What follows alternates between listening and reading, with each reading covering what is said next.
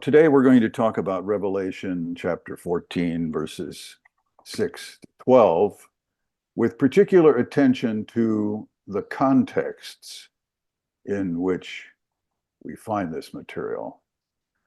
So our task will be, first of all, I hope you can see this. It looks to me like it's sharing, given the green around it. You can share. You can see the PowerPoint, okay? It's Yes? working just it's working just fine. Yeah, Okay. very good. Thank you. So I'm going to just briefly introduce the task and then the subject we're going to look at today, look at contextual and global matters. The three units of the text, of course, will occupy us, some general observations about them, a summary up to that point. Then I have a section that deals with the meaning of all this. And when I come to that, I'm going to talk about things both in the positive and the negative. We spend a lot of time talking about what things mean, particularly in Scripture. We don't spend so much time on talking about what they don't mean. And I'm going to spend a little time on that with regard to these materials.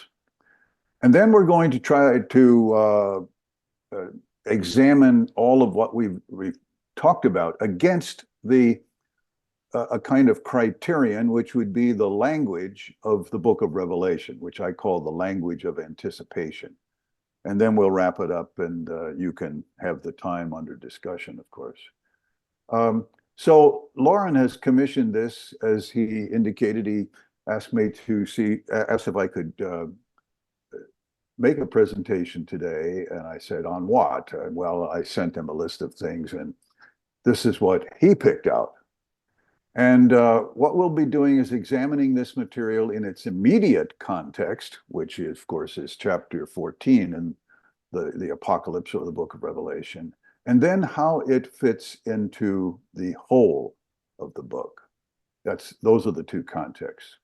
We'll look to see what the text means, at least from my perspective, and what it does not mean, and test these things against the language of Revelation.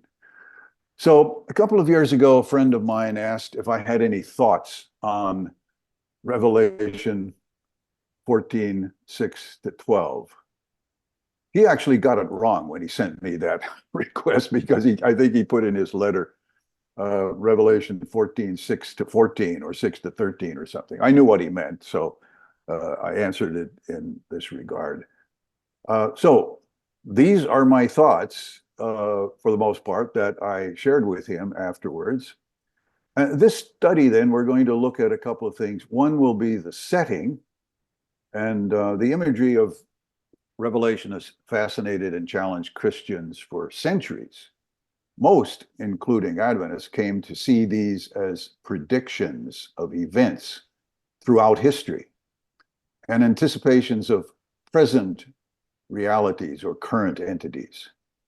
This is especially true of Adventists in our self-understanding as the Remnant Church.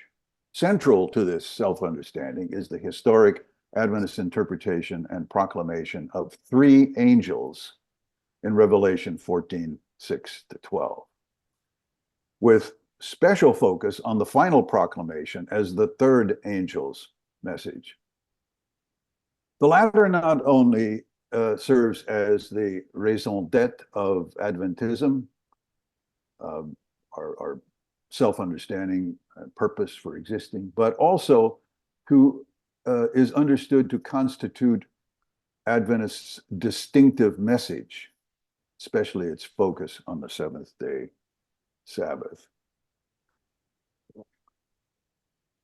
The purpose, then, of what we're going to do is to examine Revelation 14, 6 to 12 in its immediate context, and that in the entire document, to determine if this interpretation is valid. Does Revelation constitute a series of progressive multi-century scenarios that extend from the writer's day to the anticipated end of time? As part of the whole document, does the section identified as 14, 6 to 12 constitute a threefold set of descriptions of a special end time and pure form of Christianity? that will be characterized by the proclamations of these three angels, and especially the third. In other words, is Revelation 14, 6 to 12 about us? The immediate context of this material is chapter 14 in the book of Revelation. It consists of 3 paragraphs, which I've noted here, the first 5 verses, and then the middle section, 6 to 12, which we'll look at, and then the final part, verses 13 to 20. We're concerned with the middle part, of course.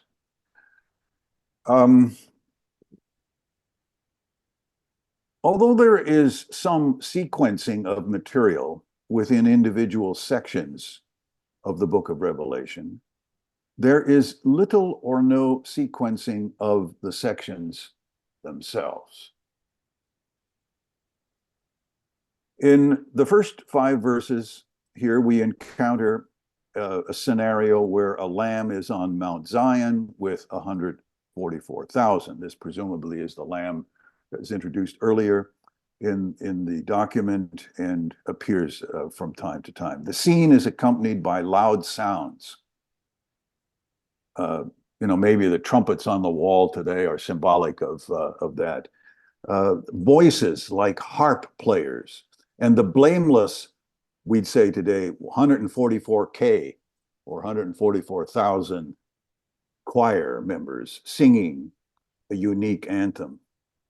On the other side of our text is our verses 13 to 20, which constitute the final paragraph of the chapter. These include a command from an unidentified celestial voice to write something, and a kind of confused description of the Son of Man sitting on a cloud holding a sickle, later using it, and the appearances of other angels from the temple and the altar, not only calling for the grape harvest to begin, but launching it. And each, interestingly enough, is called allos angelos, Greek for another angel. So as we'll see, this is a term that sometimes we may think is kind of unique in the middle part, 6 to 12, but it's also used in the last section as well. Another angel is the one who is identified and speaking. So there's nothing particularly remarkable about this section in its context. 6 to 12 is not linked to what precedes or follows it in any perceptible way. It is contextually isolated, except for a few expressions. Forehead is mentioned in verse 1 in the first paragraph, and then is mentioned in verse 9 relating to beast worshippers in under the message of the third angel of the 3 in 6 to 12. And the command to write the Son of Man on the cloud with the sickle and so forth, only the expression, the wrath or anger of God, which appears in verse 19 there, is found in our section in verse 10. So these are really the only linguistic points of contact between our text that we'll look at and what comes before and after. And these are not isolated, these expressions are not isolated to this part of the book of Revelation. They're found elsewhere throughout the text. There's nothing remarkable about the angels in this section. And Lauren mentioned this earlier, hoping I would comment on this, I guess. Angels are very common in the book of Revelation. They are among the most common characters in the book. They appear everywhere and in all kinds of circumstances. The text of Revelation in what we call Nestle-Aland 28, which is the most typically seen to be the most up-to-date text in Greek of the New Testament. In Revelation in Nestle-Aland 28, there are 67 uses of the word angelos. So this is very, very common in Revelation. Most importantly, each angel in this section speaks, or more accurately, makes a general proclamation. This too is not unusual. It's very common throughout Revelation for angels to make proclamations. There is nothing remarkable about the language in this section. It shares a lot of this language with the rest of Revelation, references to loud voice, every nation, tribe, language, and people, heaven, earth, and sea, mark on forehead and hand, flying in mid-heaven, wine of passion or anger. All of these expressions are found elsewhere in the text. So there's nothing particularly remarkable about the role of angels or the appearance of them and speaking, and nothing remarkable about a lot of this language in the text. So Revelation 6 to 12 is not significant within Revelation. It is isolated within the document and is a composite of common language.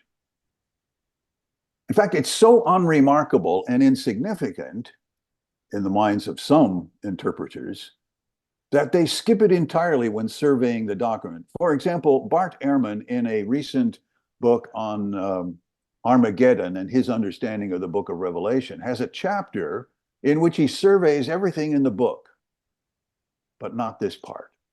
He jumps from 13:17 to 14:14 without any comments. Now, he's leaving out more than just the middle section of chapter 14, but my point is he doesn't include it here. There are few ties, if any, to what precedes or follows it. It represents a composite collection of unidentified content, expressions, and vocabulary, not only found elsewhere in Revelation, but often more highly developed in the other places within the text of Revelation where these expressions occur.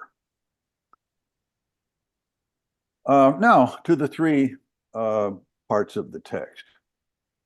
The first, and these are my own probably inadequate translations, unit number 1, verses 6 and 7. And I saw another angel flying in the middle of the sky, having an eternal gospel to announce to those who live on the earth, to every nation, tribe, language, and people, saying in a loud voice, reverence God and give him glory, because the hour of his judgment has come, and worship the one who made the heaven, the earth, sea, and springs of water.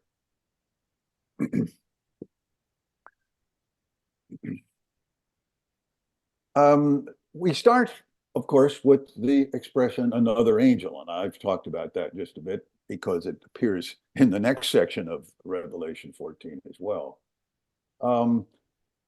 Regarding whom? Another with regarding whom or what?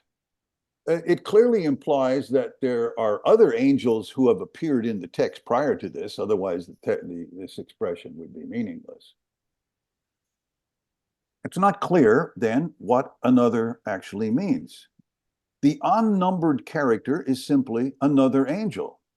It's never called the first angel, and he's flying in the middle of the sky and loudly speaking. Speaking loudly is ostensibly provided or is indicating something of the importance, I suppose, or that he wants to be heard. This is not really a proclamation of good news, but as in the proclamation of the gospel. This is kind of strange good news in many respects.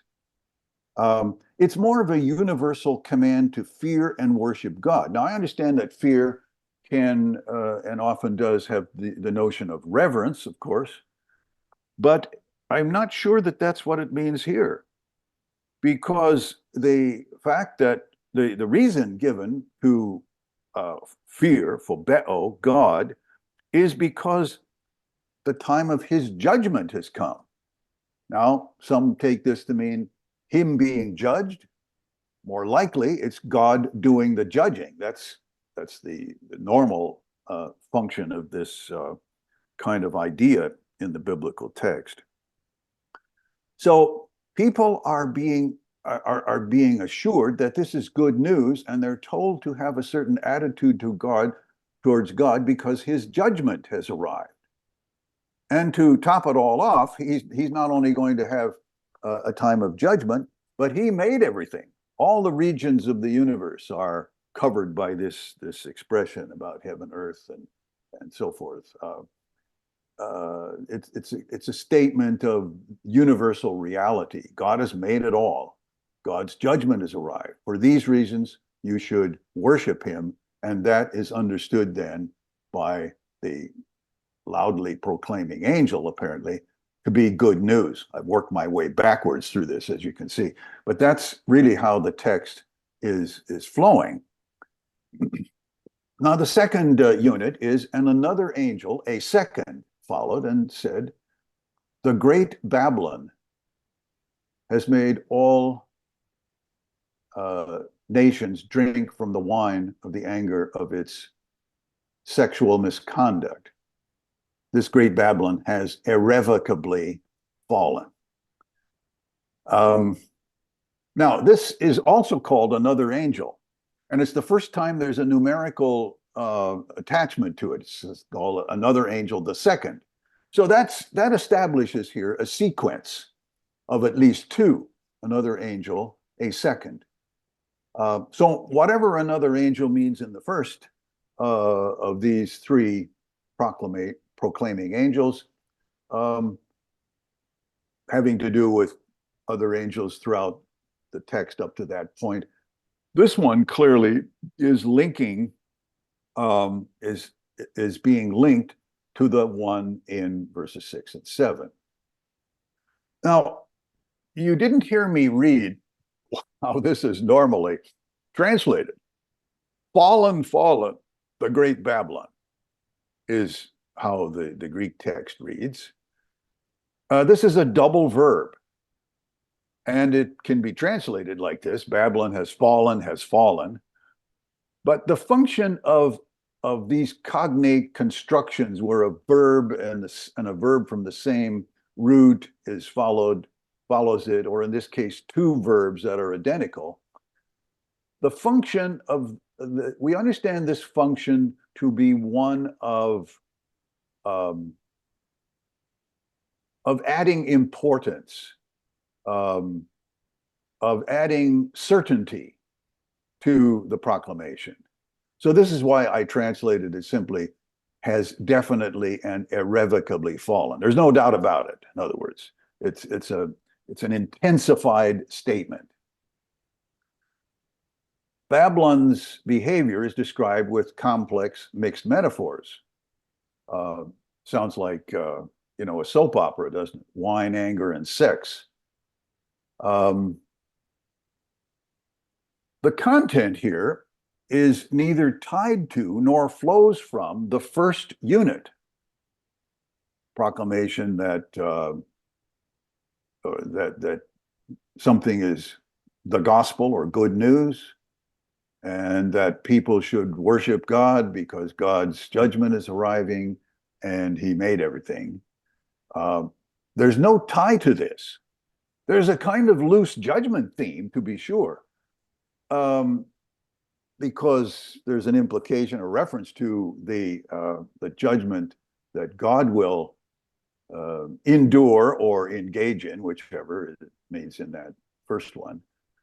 And then here, there is clearly it's not called a judgment, but certainly if Babylon has irrevocably fallen, that clearly is a kind of outcome of judgment. But judgment is not used here. And furthermore, God is not said here to be the source of Babylon's fate.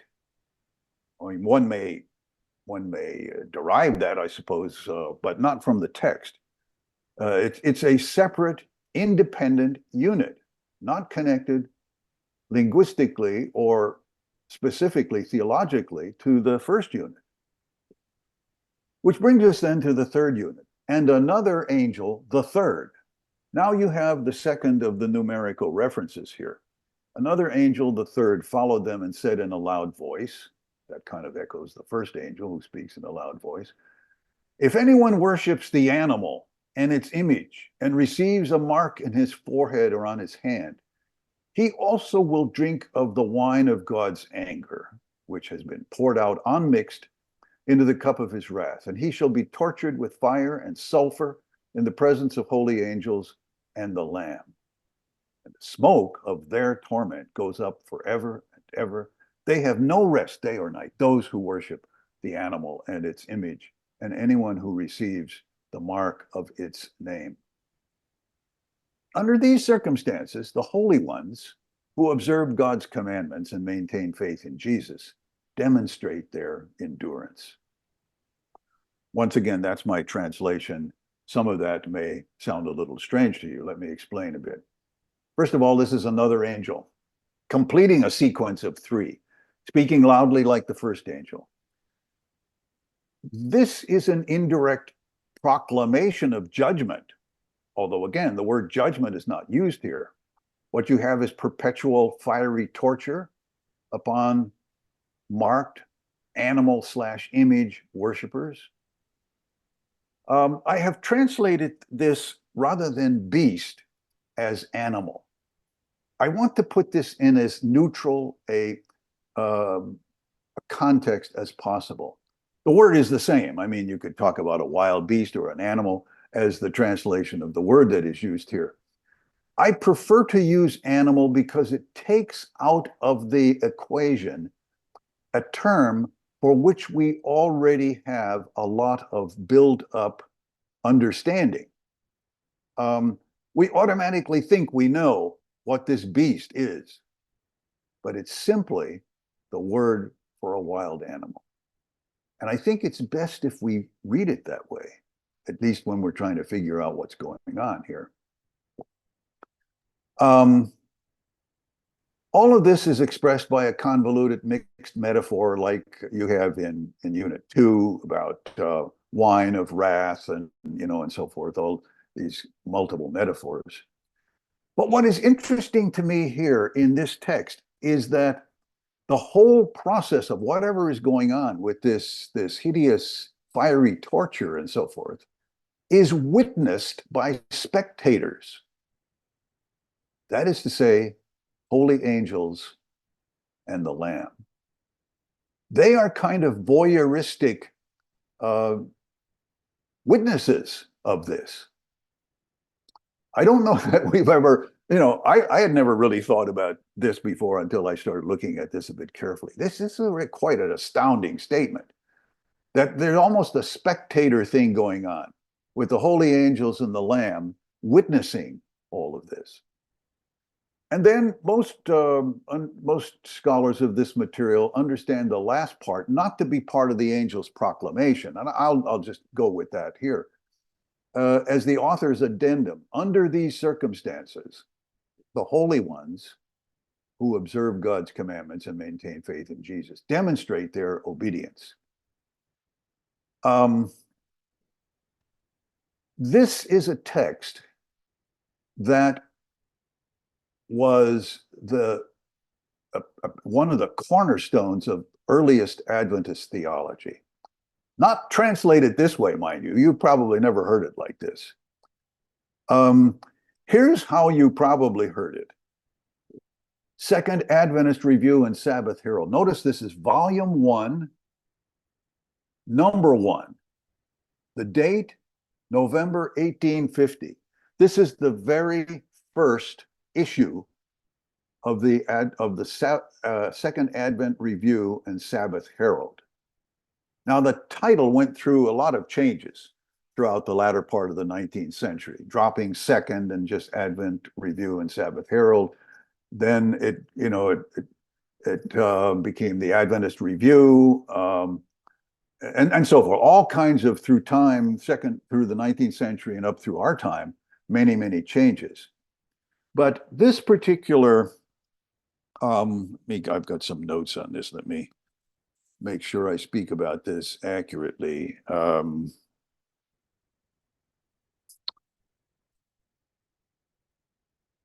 wanted to get here we go. Let me just read this. From its earliest days, post-Millerite Sabbatarian Adventists felt they had a special connection to Revelation 14:12. As indicated here on the masthead of the first issue of the Second Advent Review and Sabbath Herald, this line appeared consistently on all subsequent issues of the Review and Herald by whatever name for more than the next 50 years. For example, the King James Version quotation was on issue number 2461, published on 31 December 1901, 51 years later. Although it did not always appear on the first page after that, I have seen it as late as 1938. So this was almost like, a Pledge of Allegiance or something. It was a foundational statement of early Adventists, uninterruptedly on the Adventist Review for 51 years on the front page. And then it appeared, as I say, in one form or another, periodically up until almost 1940. So, some general observations. Only Angel 1 flies in the middle of the sky. So this is probably not likely significant, except I suppose it's easy to see someone or something in the middle of the sky.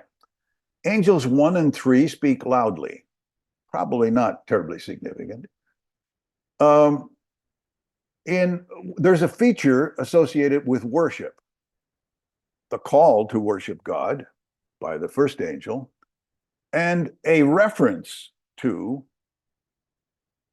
those who may end up worshiping God's enemies and the judgment upon them. Judgment is stated in Unit 1, implied in Unit 2, and described in Unit 3.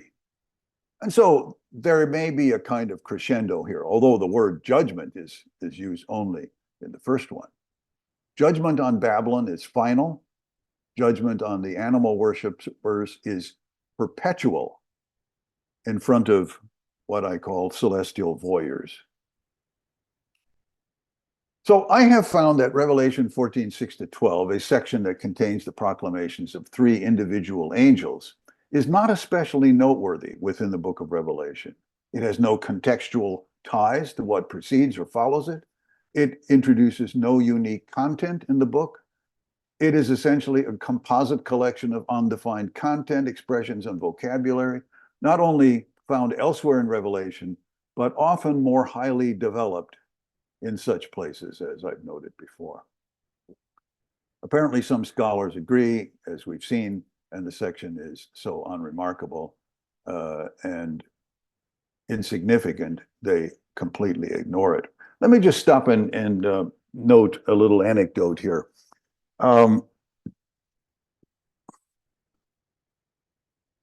I have a written form of this presentation, and I thought, I sometimes publish some of these, and I thought, well, this is relatively coherent. Maybe I should publish it. And I decided that I would try to have it appear in a Protestant, evangelical, non-Adventist publication. I had some acquaintance with one of the editors or former editors of one of these very well-known publications. So I talked to this person and I said, would this be an appropriate piece for your journal? And he said, 3 angels, Revelation 14? No, he said, I don't think any of our readers would have any idea what it's talking about, would see any significance in it. And so I don't think it's something that we're likely to be able to use. I hadn't thought of things in those terms, but having gone through this and reached some of these conclusions, I guess I could kind of understand that. Well, let's talk a little bit about what all of this means. What does this text mean? Well, I think we can answer this by looking at four things within a matrix. First of all, what does the text mean? A, generally as part of the whole book. And secondly, specifically in its own right, B. And this should read 2 over here. I don't know why I have a double number 1. But anyway, what does the text not mean? This is what I said I think we don't do often enough. What does the text not mean? Again, A, generally as part of the whole book, and B, specifically in its own right. Well, let's go through these. What does it mean within the book? Well, there are 4 general ways to understand Revelation and any material like this, apocalyptic material that we're looking back at. One is called historicism. It sees the book as a series of prophecies about various times and periods throughout history. This is the traditional way of understanding the text, and it has been for centuries. It is certainly the one that was used exclusively by William Miller and those who were his followers and related groups during the first half of the 19th century. It also, of course, became, it was adopted, possibly adapted a bit, but adopted certainly by Seventh-day Adventists. And in a recent conference on eschatology that was sponsored by the General Conference in 2018 in Rome, a conference that I attended. It was obvious that historicism was still alive and well. As our trumpet collector will appreciate, I looked one day in the booklet of presentation. It had the presentations for that day. And somebody presenting a very typical paper at that conference was going to speak on new light on the 5th trumpet. Now, I said to my roommate, I said, with my interest in jazz music, I said, I'm not really interested in the 5th trumpet. I would be much more interested in hearing about the 3rd saxophone. But anyway, that is not only something that is part of our historical past, but is very much alive in our present way of interpreting Revelation, historicism.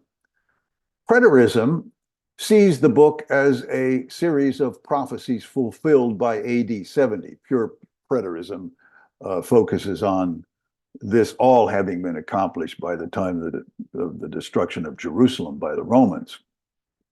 Futurism is another way of looking at these materials, seeing everything on the other end of the spectrum. That is, they haven't been fulfilled yet. There are things yet to come in the future, including in our future. Idealism sort of looks at everything and says they all have timeless values. There are things that we can learn, messages and ideas that we can garner from all parts of Revelation, or all parts of these various scenarios that are presented in Revelation. And of course, idealism is something that you can apply to virtually anything in Scripture and say, well, even if you're looking at some very highly sectarian thing in the Mosaic Law, there's always something you can learn, I suppose, by examining those. Well, I believe the writer understood his message, or her message. We don't know who really wrote this. I believe the writer understood the message and expected his readers to do so as well. That, for me, is a fundamental principle of biblical hermeneutics, that the messages were understood by the writers and they expected the readers to understand. Now, the writers may not entirely understood what they were writing, but I think they expected that they would. And their readers may have completely misunderstood them, but that would not have been the intention of the writer. We should read it through their eyes and ears, but not be limited to a fulfillment at AD 70. I would say that we should read Revelation through the eyes and ears of those who wrote and received it around the turn of the 1st and 2nd centuries AD. In other words, a modified form of preterism.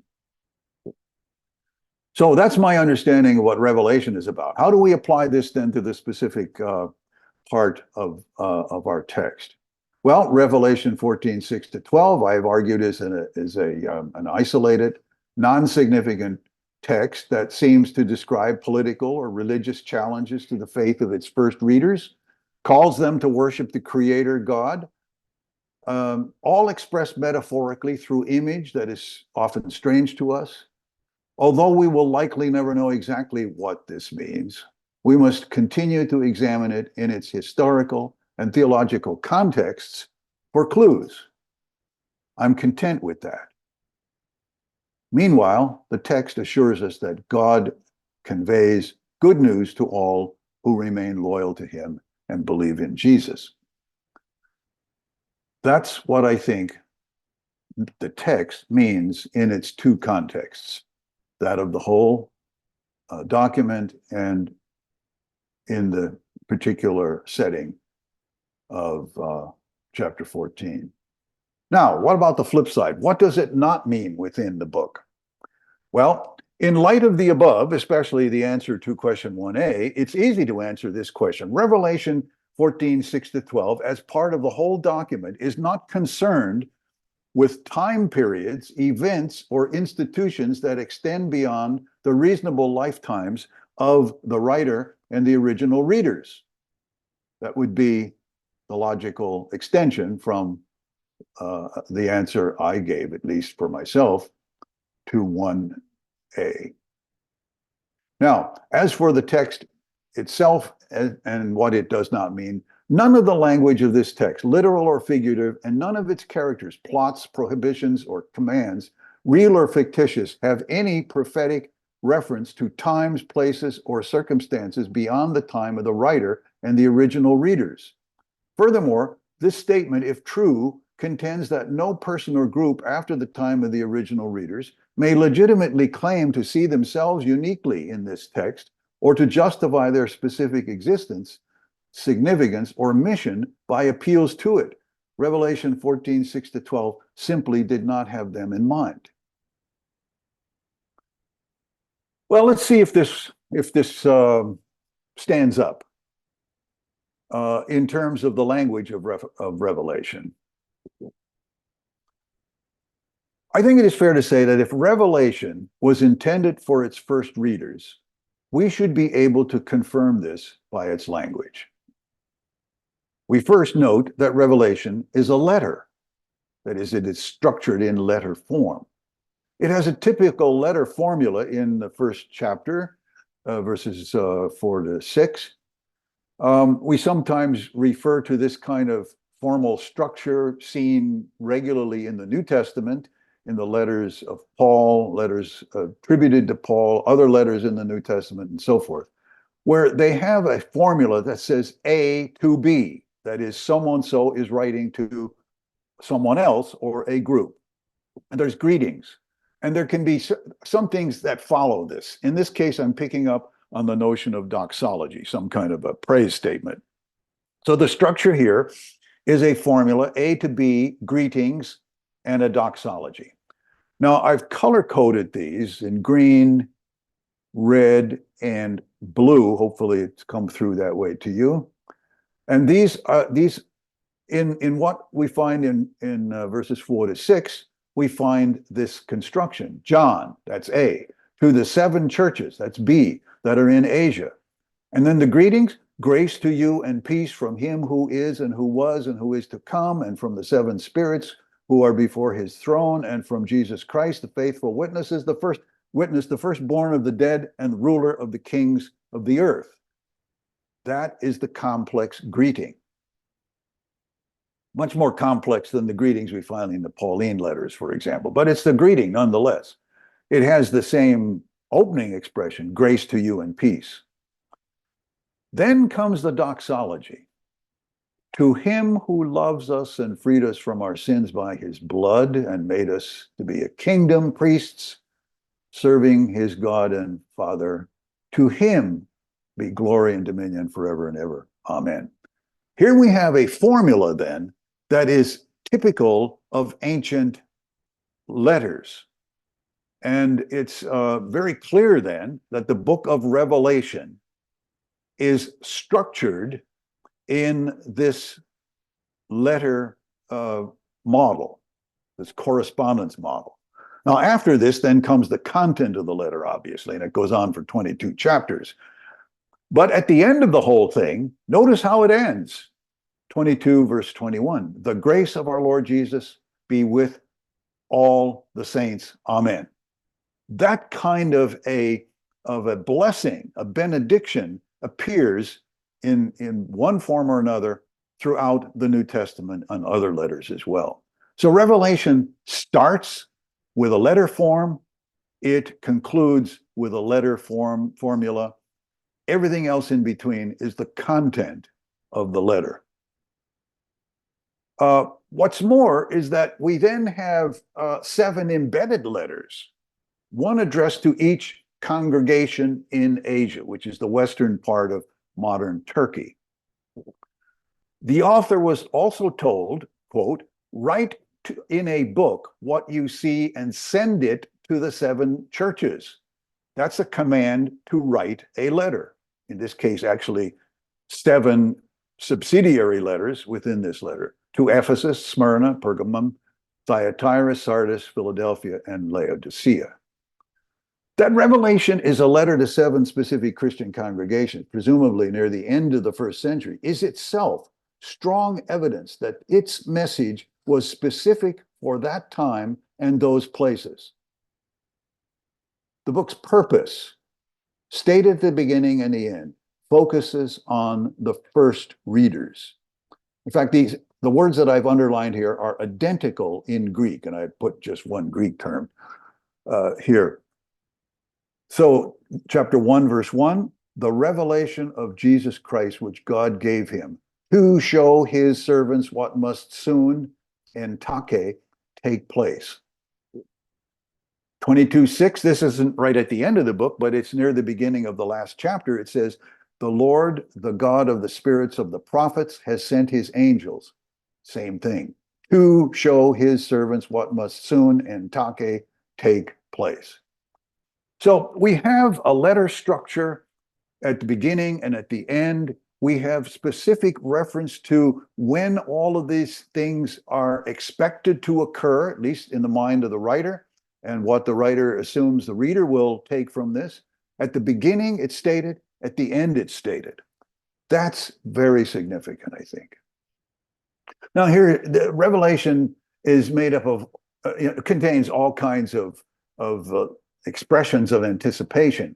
We saw the 2 entakes in what I just read. The word takus, which is soon or quickly or whatever, is found 6 times in the book of Revelation. Something is to come. 5 times it is quoted by Jesus. It is to come soon. Melo is another Greek word that talks about something is about to happen. Occurs 13 times in Revelation. Engus, meaning near. Something is near, twice in Revelation. 3 times in the book of Revelation, there's a reference to the hour, H-O-U-R. It is connected to something that has come. The hour has come. So it's not that the hour will come way off into the future somewhere, but the hour has come. The 7 letters, each of the 7 letters contains present tense language of what the community addressed in these letters, the communities addressed in these letters, are presumably facing. The Ephesians are enduring patiently. Those in Smyrna are rich. Those in Pergamum are holding fast. The Thyatirans tolerate that woman Jezebel. Those of Sardis have a name of being alive. The Philadelphians have but little power. The Laodiceans are neither cold nor hot. Every one of these is referring to a present circumstance or situation that is being encountered or experienced by the recipients of these 7 subsidiary letters. None of them are saying you will have, you will endure in the future. There may be some element there, but there is always an expression of some kind of present reality. So, Revelation is about its author and first readers, their present and near future. Besides being reflected in its genre as a letter to specific groups at a particular time, this is evident in its language throughout. Its repeated purpose is clear, that the book is to show God's servants what must soon take place. Jesus frequently declares that he's coming soon. Future events are about to happen. The time is near. In fact, some of the anticipated events have already taken place. And going back to the sentence I just read before that, when future is introduced, it has to do with things that are about to happen. It would be expected on the part of the writer that the readers would understand these things as about to happen to them. So, in conclusion then, the imagery of Revelation has fascinated and challenged Christians for centuries. I'm repeating now what I said at the beginning, but for a purpose. Most, including Adventists, came to see these as predictions of events throughout the centuries of Christian history.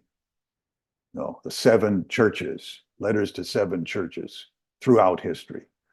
The 7 seals being on seal, the 7 trumpets, the 7 woes and 7 last plagues and so forth.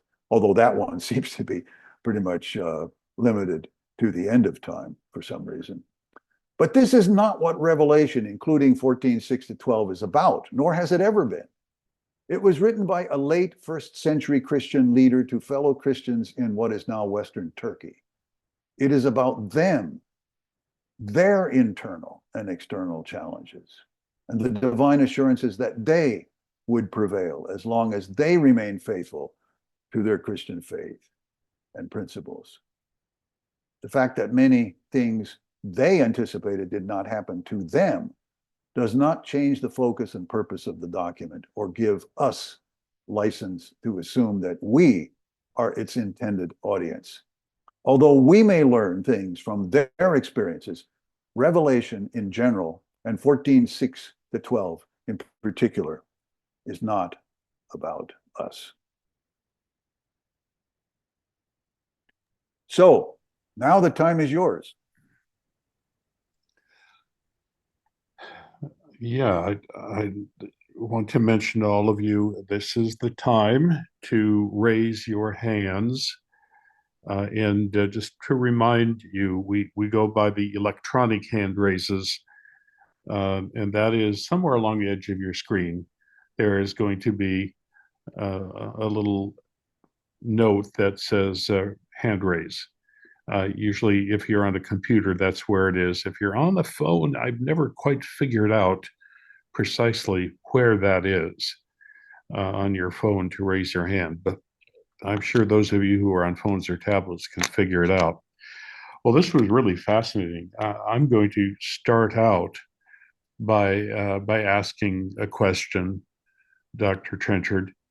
Is it your assumption, when you went back to the beginning of the book and you noted how it was begun, noting that there were some original recipients of the letter, is it your assumption that the book of Revelation was a whole, was composed as a whole, and that it all holds together as a single document? I have heard speculation that it was patched together. from various pieces and various letters. How do you see that?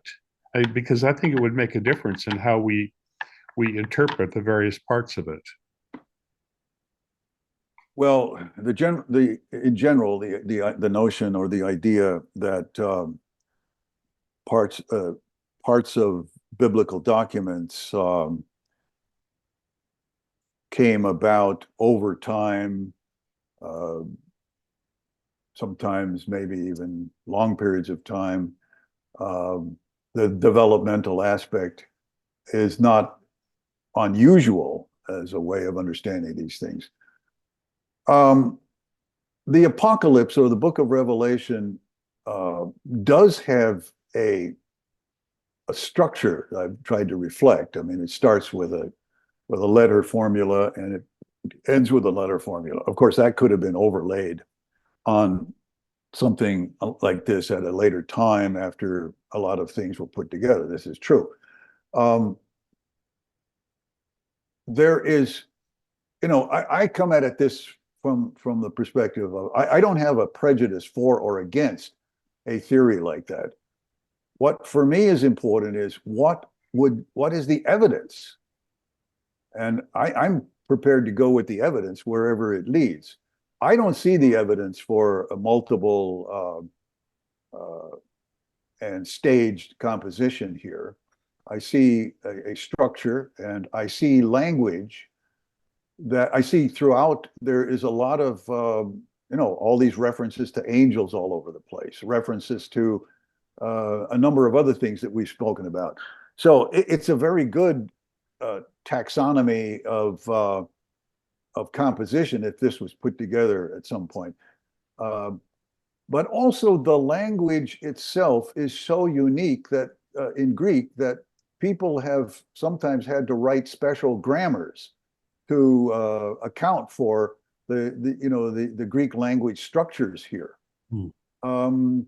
That to me suggests probably a sameness as well. So I'm not opposed to considering a staged composition, but I don't see the evidence of that. Oh, that's interesting. Yeah, you're right that the symbolism is very, very similar throughout. However, it has always seemed to me like it's such a pastiche of different vignettes put together. Even when it connects with words like then or after that, it's still, the pictures just seem so disconnected from one another. And I suspect that my prejudice in that regard may have something to do with the way it was taught us in Adventism, because for those of us who were taught pastoral theology, that is the theology you need to convince somebody to be a Seventh-day Adventist, generally speaking, evangelistic theology, Revelation was taught to us as a book where you could pick out a piece here and pick there, piece there, and a piece from another place. It was not taught to us as a continuous narrative. And so there may be some prejudice on my part there that I feel it's very disconnected. But thank you very much. Well, let me just react to that. I think there is a lot of disconnect there, and I was trying to reflect some of that, in particular with regard to chapter 14 and the middle of it. There's a lot of disconnect, and yet there are points of contact as well. But if you look at, for example, a text like the Gospel of Mark, there is certainly a kind of chronological framework in which this is presented. Mark has an understanding of the chronology of Jesus. It's not the same as Matthew's understanding of the chronology of Jesus. Matthew uses a lot of Mark, but uses Mark's material in a different chronology. Luke does the same kind of thing. All of them, for example, have one story about Jesus being anointed by a woman.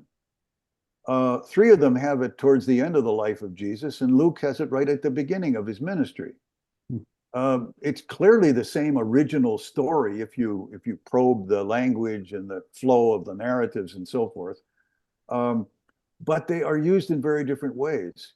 The fourth gospel, of course, is very different from the other three, has a few points of overlap, but not all of those points of overlap fit into the same chronological narrative. So the nature of biblical materials is often has the appearance, I think, of this kind of isolated units that are sort of jammed together. And in some cases, the one who's doing this, maybe the original author, working with traditional materials and so forth, pieces it together with saying after this, 3 or 4 days after this, etc. But it may be read quite differently by another biblical author. We tend to read biblical materials as whole pieces. You start with Matthew, go from chapter 1 to 28, you read the whole thing. But if you read Matthew in a kind of horizontal sense, how does Matthew at a certain point compare to Mark for the same unit, and Luke and so forth? You will find a very interesting set of differences. Sometimes the narratives are very, very different. In the story of Jairus, Jairus comes to Jesus, wants to have Jesus heal his daughter who is close to death. And Luke follows the story that way. But Matthew, who puts the story in a different place in his gospel, but still is referring to a synagogue official who comes to him, has the man say, "My little daughter has just died. Would you come and put your hands on her so she may live?" I mean, radically different introduction to that gospel, to that story, for example. But you probably wouldn't even notice this if you weren't reading the text in some kind of a horizontal sense to compare it with others. That's how we really understand and learn, I think, brilliantly what is going on in Scripture. And our doctrine of inspiration needs to be big enough to take all of that into consideration. Oh, that's interesting.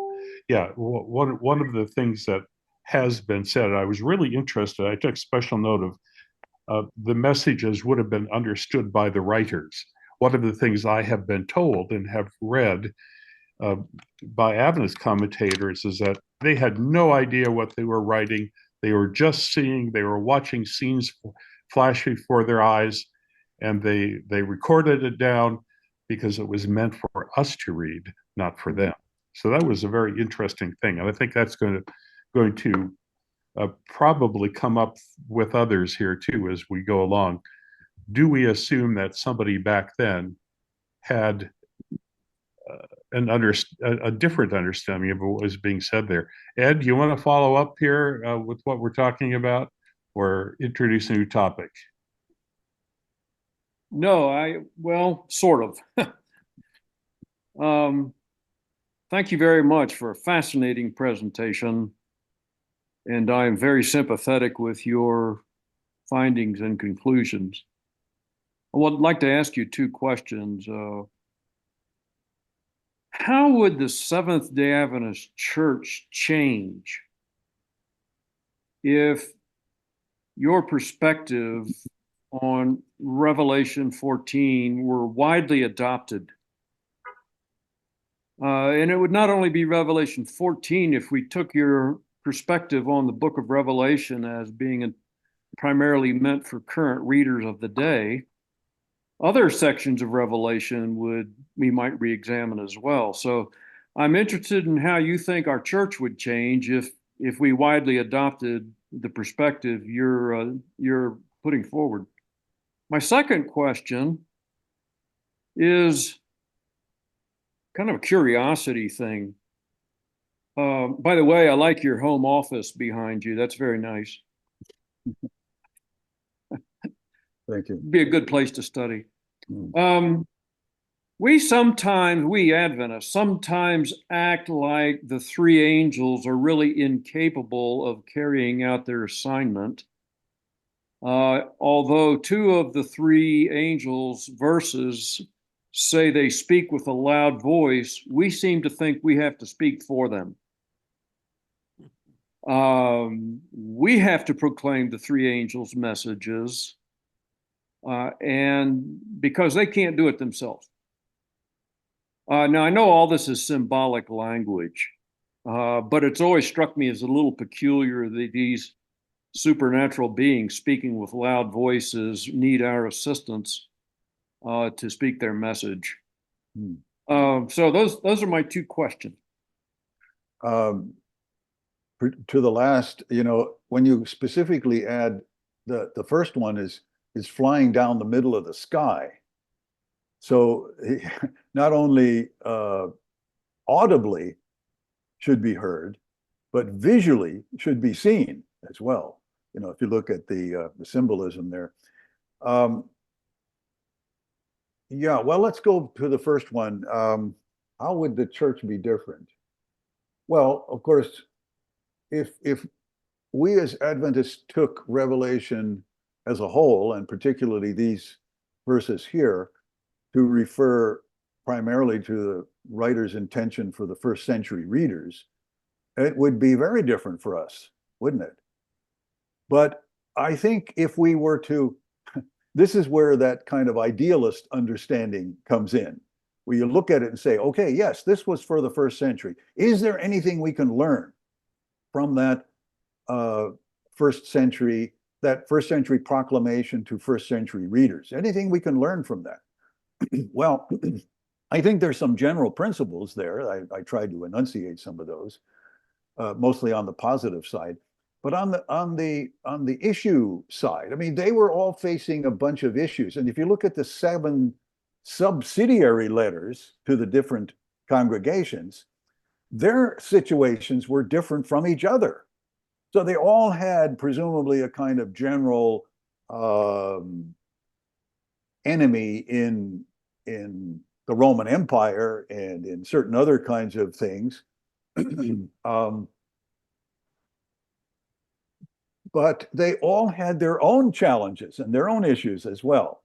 So we can learn from that, I think, and say, well, let's look around. What kind of things are we facing today? Politically, sociologically, spiritually? What kinds of things are we facing today? And is there anything we can learn from how the readers in the first century were encouraged to face their issues? I think there is. And I think that would be an incredibly justifiable and fruitful application of Scripture. For example, we might talk about the environment as an issue we're facing as people. And how do we, as people who are facing the end of a world that we think is deteriorating around us all the time, do we simply say, well, it'll all be taken care of, after the Advent? The new heaven and the new earth will take care of all this? Or do we have some responsibility as stewards of God's creation to behave in a certain kind of way? And that's just one example. I could go down through a dozen situations. I think what it would do, Ed, for us is it would force us appropriately to look for the issues that we face and see what we can learn from the way biblical writers, in this case, the writer of Revelation, suggested his people, his readers, react to the situations around them. I think that would be incredibly exciting. It would make Adventism so much more incredibly relevant to the world around us and to our own lives and our own households, even where we face problems that are really quite unique to us as people, and in some cases, to us living in this time of the history of the world and in the places where we live. It would really make Jesus' statement that the kingdom of heaven is among you much more meaningful. Yeah. Yeah, I have, on just aside, I have written something on that, the understanding of the kingdom in relationship to the Advent and so forth. It precisely goes in that direction. Yeah, thank you very much. Good question, Ed. And now I'm going to ask Emmanuel to join the conversation. And Emmanuel, there you go. Thank you. I was the proverbial kid in the candy store listening to you. I have two questions for you. The first one, I heard the president of GC using this text saying, this is the mission of the Seventh-day Adventist Church. So do we have any kind of exegetical basis to connect this to the mission of the church? And my second question for you, verse 12, they talk about the commandment, but they didn't use the word nomos, they use the word antole. If this make a difference, so we say this is the 10 commandment, specifically the fourth one. On the first question, you're quite right. We have interpreted these materials as not only pointing to, but justifying our existence. And we go on and take another term out of context in the book of Revelation, chapter 12, and that's the word remnant. Remnant. So this becomes then a set of characteristics of the remnant. And remnant is not used in the way it's used in Scripture most of the time, which is just the last of something, the remaining, the survivors, or something like that. And that's in fact how it's used in Revelation 12, and 7 or 8 other times where the word loipos is used in the book of Revelation. It just means what's left of something, you know. It has no connotation with regard to some special focus, some special characteristics of behavior or reception by God or whatever. None of that appears anywhere, in my judgment, in the text. And if it does, it appears about ancient Israel. The only other times where remnant used outside the book of Revelation, essentially, and most meaningful, is in the book of Romans, and when Paul is writing about the Jews, and he's writing to his Gentile readers at that point, saying that God still has a remnant. And this remnant is used there the same way it is used throughout the prophets and so forth, of referring to ancient Israel. But this we have made this as the masthead of the Adventist, the Second Advent Review and Sabbath Herald showed for 51 years. We have taken this, particularly that verse 12, and we have made it a kind of constitutional statement for us.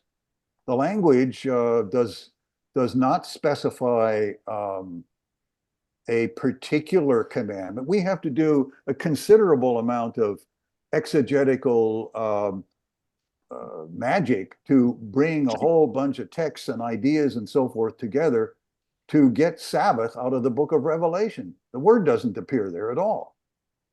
But you know, you've got reference to commandments, and some people say, well, you've got the first angel speaks about worshiping God who made heaven, earth, etc. And that seems to be then a reference to the creation. And the creation ends with Sabbath. You see how convoluted the exegesis becomes when you start adding all of this up? I'm reminded of that guy in a television commercial. He's standing there in front of one of these things with a whole bunch of little wooden blocks. And he's trying to figure out, well, shall I pull this one out? And people say, no. Or some say, yes, they'll pull it out. He pulls it out, the whole thing falls down. Well, I mean, you can do biblical studies that way too. And, you know, from my perspective, that's what's going on largely with the assemblage of all this. But as far as the church is concerned, yes, for 170 or 80 years, these verses have functioned as a constitution and mission for the Seventh-day Adventist Church. I'm fully aware of that, and probably will not be invited to break this presentation in Silver Spring anytime soon.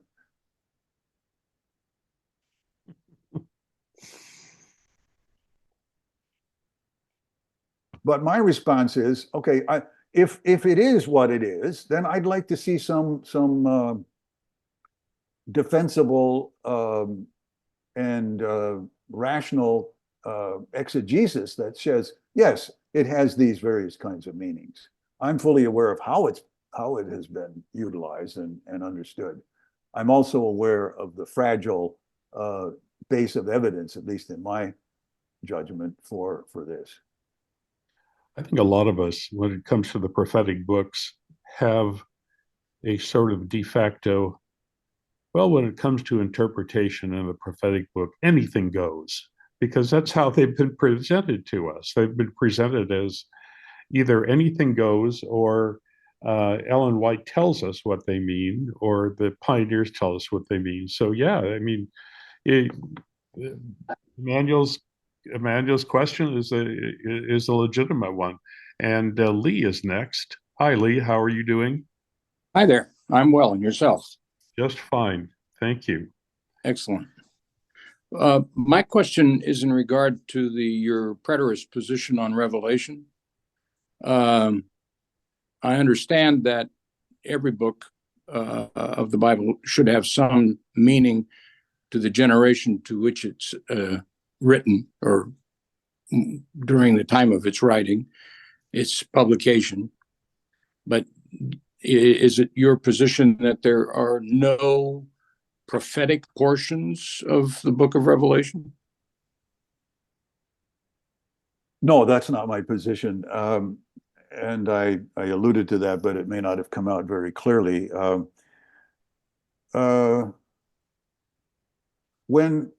When I was doing the survey of the language of Revelation as a language of anticipation, I, of course, focused on all the expressions that talked about soon and now and, you know, and the present tense and so forth. There's a lot of that. But Revelation also talks about the future. There's no question. And I did mention this. I didn't focus on it, but to be fair to it, I did mention it, and I'm happy to talk about it a bit more. So yes, there are all kinds of things that are not happening in the time of the writer, and the writer thinks is going to happen, you know, in the future. But the language associated with these future things is the language of soon. Soon it will happen. Behold, I'm coming soon. Jesus declares from time to time. And so my contention is that this fits into the understanding that this would be important for the original readers to understand what was going to happen to them soon. So, you know, I don't see Revelation as having a time gap between the original readers and thousands of years in the future, when something they should know about something that's going to happen. That makes no sense to me whatsoever. Why would a reader in Western Turkey in the year AD 95 or 100 or something like that be concerned about what would go on the streets of Paris during the French Revolution, as is often understood in the as the meaning of parts of Revelation 11? That makes no sense to me. Now, if something in Revelation 11 is talking about two witnesses being slain in the streets and so on, then I would say I want to look for something in the life of these people or the immediate future of them where that would make some kind of sense. Now, am I going to always be able to detect that? No, I can't reinsert myself back into that time period. But I should start with that as the initial assumption. The writer knew what was going on, what he was being asked to convey, and he expected the readers to know that as well. In some cases, these involve future things, but in my judgment, they involve things that were future for those people, not future for generations, multitudes of generations later, thousands of years afterwards. Uh, Good question, Lee. I if I, think the yes, the logical follow-up is, do we have any idea what the immediate readers actually understood it to mean? Do we know anything of the history of that time? Well, we do know some things of the history of that time. I we know what was going on in even during the end of the first century and the beginning of the second century. There was already beginning to be conflict between some segments of Christianity and others. There were battles over when to start when to celebrate Easter or Passover, celebrate the holy, the death and resurrection of Jesus. And it's interesting that people in the region that this writer was writing to had some unique ideas about that. And they were not all necessarily accepted. They weren't accepted everywhere. And other Christians elsewhere had to get involved to try to settle some of this. We know some of the things going on in the Roman Empire at the time. We have some correspondence that comes from that period, the letters of Ignatius, and his having been arrested and hauled off to Rome. He writes to some of these same churches about his situation. So we're not ignorant about some of the conflicts and the issues. I think, in fact, the book of the fourth gospel was probably emerged in that environment as well, not necessarily by the same writer as the book of Revelation. But the tradition of the church suggests that maybe Ephesus was the place. Well, maybe or maybe not. But it is interesting that the fourth gospel, has a series of issues that may, in fact, be opening up a little window on some of the internal struggles and conflicts of Christians in Asia Minor. I'm not going to go into all of that here, but there is some evidence of that in Revelation. I mean, in the book of the Gospel of John, at least a couple of very interesting internal issues.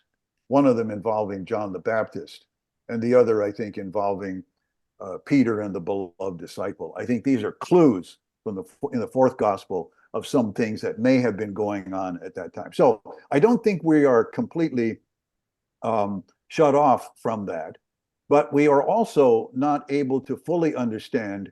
I don't think, at least I don't fully understand everything going on in Revelation and what it may tie into in the lives of these people. But I'm content with my ignorance of that in the face of saying it was for them. And if I'm going to learn anything, I learn it out, on top of or through an examination of the general counsels given to them and so forth. Lee, I jumped in the middle of your question. And I'm sorry. Go ahead, Lauren. Follow up. Go ahead. Yeah. I have one further question about your perspective on prophecy. Having been born and reared within Adventism and educated all the way through Adventism, as I've developed my own understanding of New Testament theology, I'm concerned that the way that Adventists tend to approach prophecy is to create all of these timelines and predictions of what's going to happen when and exactly how it's going to unfold and all of those kinds of things. But I've been informed by one of Jesus' statements, and it's in the fourth gospel, where he says, "I'm telling you these things before they happen, so that when they happen, you will know that I am He," or words to that effect. Isn't that possible to have an understanding of Revelation that kind of is in that same spirit? Oh, I wouldn't disagree with that at all. The only thing that I would add to that is I think that understanding when it happened would be what the writer would expect his readers to experience, and not people 1,500 to 2,000 years later, saying, now we know what this was about. I have no idea why in the world this would be given to people back in the first century if it didn't have something to do with them. Well, I don't see God working that way. I mean, okay. that's just fundamentally strange to me. And, you know, I'm not suggesting that others may have legitimate views, but I mean, a lot of things happen. You know, you've got prophecies in the synoptic gospels that talk about there are standing here today some people who will not see death until they see all of these things being fulfilled. You know, so it's there's a sense in which this was said to people at that time. Did it happen then? Well, no, obviously it didn't happen then. So we have to take that into consideration as well. But yeah, the idea that God may reveal to someone what is going to happen, that's exactly what it says in the beginning of the book of Revelation. To reveal to his servants what must soon take place. Well, right. That means something. That means these people who got this should expect to find something happening positively or negatively in their experience. That's prophecy. And that's the potential fulfillment, but it's located within a group. That makes sense to me. Yeah, I'm curious how you would understand that your application in that context of Revelation 18, the passage that talks about the collapse of the economy, all shipping, all trade, you know, that whole series of verses that relate to the fact that the economy entirely shuts down, the worldwide economy, as I read those verses. Well, I mean, to be consistent and also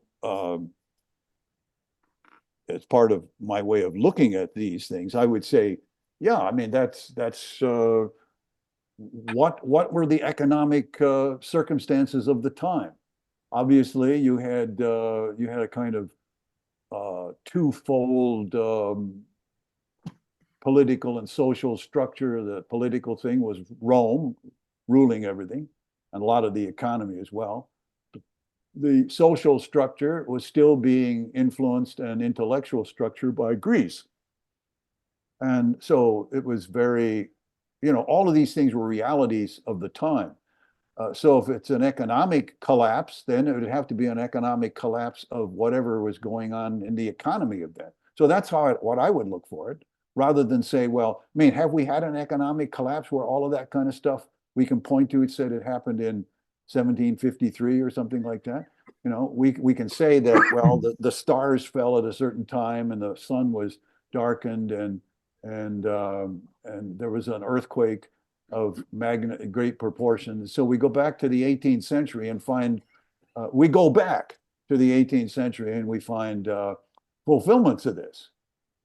Well, okay, what kind of, I mean, these signs were presumably given so that people would be energized to make a decision. I mean, that's what it sounds like in Mark 13 and the parallels in the other Gospels. So how am I going to be positively influenced, or anybody positively influenced or motivated by something I read about happening as a fulfillment of prophecy in the 18th century, as a sign of something going to happen to me? No, it doesn't work that way. And it doesn't work that way with almost anybody living on the face of the earth today, certainly in a rational environment. So I think we need to be sensible about these things. Yeah, there are prophecies that took place. There are prophecies that were not fulfilled, that were intended to be fulfilled. I'm sure that when Jesus was quoted, assuming that he said this, about those who are standing here will not see death until this such and such, or this gospel will not have gone through all the cities of Israel or Judea before all this happens. All these kinds of prophecies were intended to be fulfilled at that time. I mean, they wouldn't have been stated that way otherwise, but they were not fulfilled. Otherwise, we wouldn't be here today. So we have a lot of things that we need to take account of. And all I'm saying is that we need to have all this on the table, make rational decisions about these things, and If we come up with different ideas, so be it.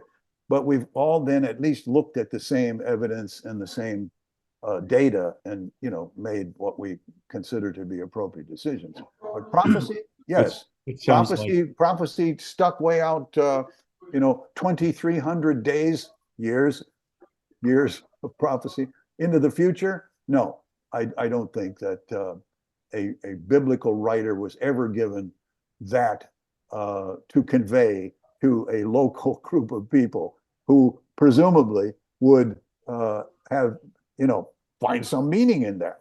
That has no meaning whatsoever to anybody, 2,000 years ago. that's interesting.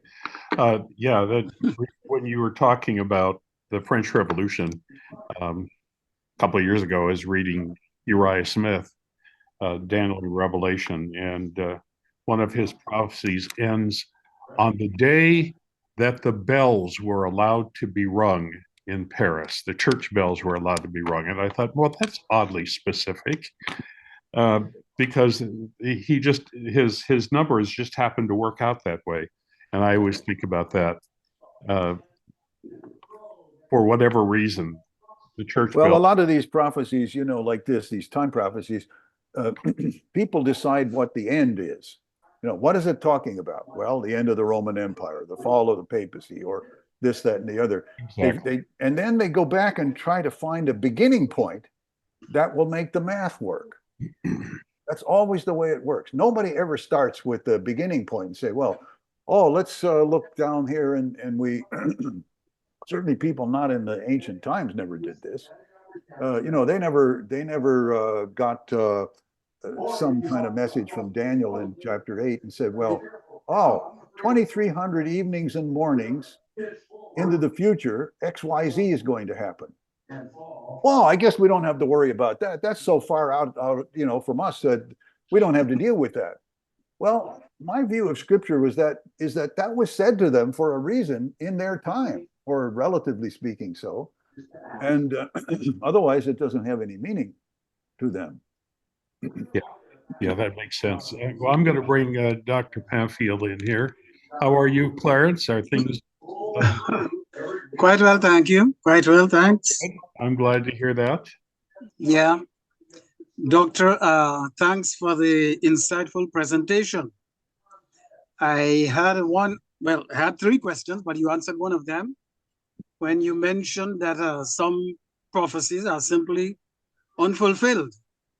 So that I take it that some parts, some sections of Revelation are simply unfulfilled prophecy. Possibly. Yes. I noted that when Martin Luther died in 1546, during his funeral, the preacher, certain, what was his name now? Bugenhagen, his name. He declared, or he quoted Revelation 14:6 in presenting the sermon during Luther's funeral. My question is this: are there any other denominations, religious groups, or important individuals who have appropriated this message to them? I mean, besides the Seventh-day Adventist Church? That's one question. And Let me speak to that, if I may. Okay. Yeah. I don't know of any other group that has done this. I mean, the Millerites, to some extent, saw some kind of significance in the first two angels' messages, and the Sabbatarian Adventists later on acknowledged this. They talk about the Millerites. In fact, Uriah Smith in the Adventist Review back then said the messages to by the first two angels were fulfilled during the Millerite movement, but it remains for the third one, which then, being interpreted in the light of verse 12 and reference to commandments, was somehow manipulated to refer to the seventh-day Sabbath. And that, of course, is something that group felt responsible for and identified with. So, yeah, I mean, that's the only thing I know of. I will identify at least the magazine that I was going to send my piece on Revelation 14, 6-12 to. That was Christianity Today. Okay. And the response I got was, nobody's interested in this. So I can't answer your question specifically. I can only say that was the reaction I got when I tried to say, let's see if I can circulate this a little bit more widely. Okay. Not even the Hallinse people with the late great planet Earth and so on. I plan to read that book or study just what is in it, but the years pass and I still haven't done it. But aren't they interested in Revelation somewhere?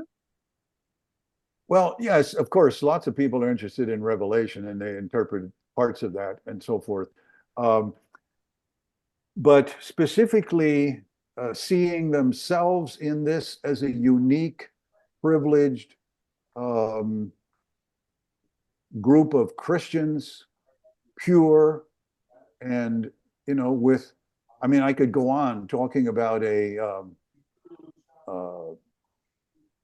remnant theology or an end time theology. Just last weekend, the group that grew out of the General Youth Conference, now called Generation Z. Youth for Christ, still Okay. GYC. There was a sense there at that conference last weekend. I was reading about it just last night. A sense that this generation, and it doesn't talk about all the people with gray hair like me on this call today, but the generation of teenagers and 20s, in their 20s and so forth. This is the generation. They feel, this people in this group, that they are the ones that will have to see this through to fulfillment. And part of it is that they individually and the church they belong to must both reach a state of absolute sinlessness No. before Jesus returns. Now, that kind of self-understanding grows out of our interpretation of remnant and the three angels' messages in the book of Revelation. Yeah, unfortunately so. My last question, sir, is this. The Seventh-day Adventist Church does accept that people who preach Jesus Christ and salvation in Christ are doing God's work and they are involved in God's mission. Therefore, I was thinking, using the idealism hermeneutic, would it be appropriate for us to say that anyone who preaches Jesus is in fact responding or doing the work of the angeloi, as you mentioned it, in Revelation 14:6? Well, I take that almost as a rhetorical question. But let me just say, it's interesting, when Jesus and his group were on the way to Jerusalem in the Synoptic Gospels, the disciples found some people that were proclaiming Jesus and even casting out demons in his name. And this is when Jesus was there himself. Yeah. And he said, in effect, let them alone, if they're doing this in my name and so forth, more power to them, basically, is what Jesus said. So yes, I think that certainly we can look at these messages. When I said that this material was not really significant in Revelation, I don't mean to suggest that these verses are insignificant. I don't think they have a special place in the book of Revelation, but they're part of the book of Revelation. They're part of Scripture. And so I think you're right. I mean, there are some aspects of this that where we can, I think we can graciously share the mission and the message and the reward and whatever with other people as well. Warren, are these ideas that you would have said publicly before you retired? Oh man, that's such a wonderful question, because so many people have in fact been much more open. In fact, I was talking to a guy on one of these, not this particular issue, but another one that this person is currently working in a substantially significant position in the church, and he's come to some very interesting conclusions. I hear him say under his breath, "Well, I'm not that far from retirement." Exactly. So yeah, this happens. Well, I guess there is a certain normal tendency for one to say what one believes or thinks more easily at a point like that. But Jerry Connell is on the line here, and he has his hand up.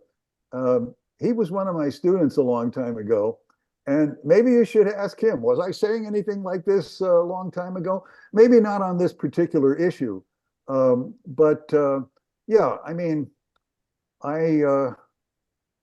number one, first of all, I hope that I did not curtail this during my working career in the church.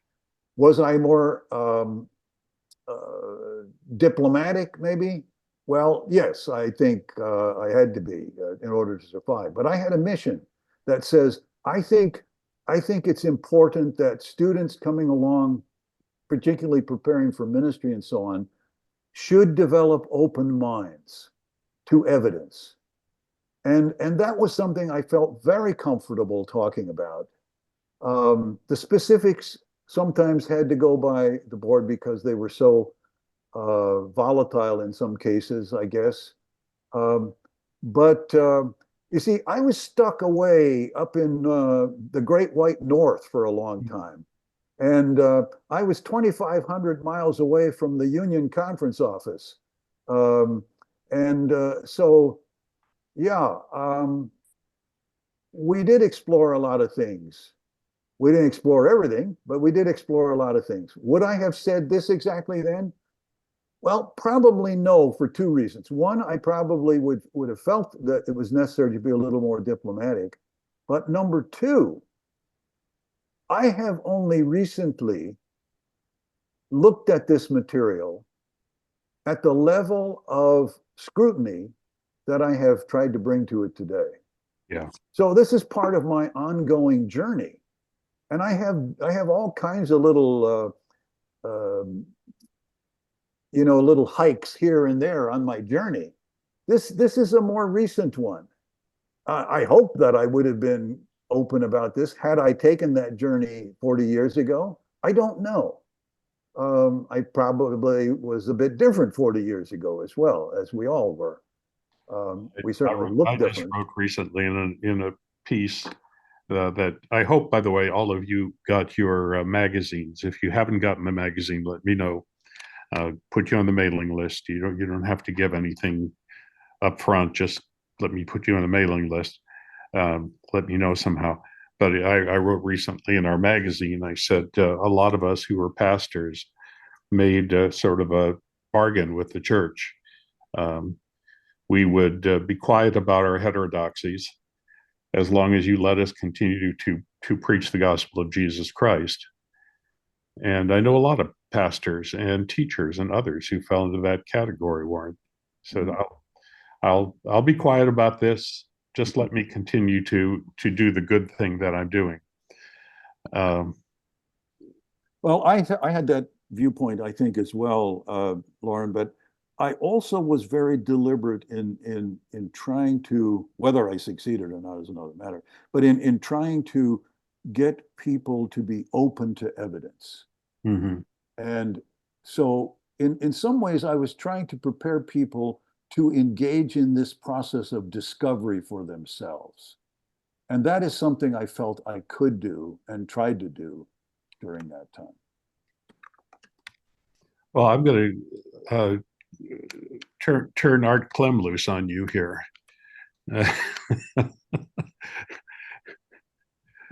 Yeah, you're not coming through, Art. Try it again. How's that? Okay, I wasn't sure which button to push here. I'm coming through now. You are. I'll begin by praising you, Dr. Trenchard. Not everybody reads the chats that carefully, and I opened the chat today with a comment about a book that you wrote called The Desire of Ages and Its Sources, which is really a condensed version of the Veltman Report. Some of you, I hope, have taken a stab at the Veltman Report. I have on several occasions, and it's just my ADHD or just the overwhelming volume of it stopped me from completing anything. Dr. Trenchard has condensed it in a way that appears to me not to lose any of the punch of it, but without the plodding and extraneous material.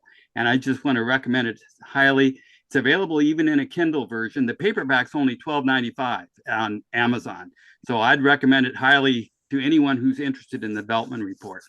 So having said that, and it's just amazing to me when we look at a book like Revelation, or for that matter, any of the foundational texts, or what I seem to me to be foundational texts, because when I was of Adventism, because when I was a young man, I loved evangelistic series and to be reconvinced of the truth of what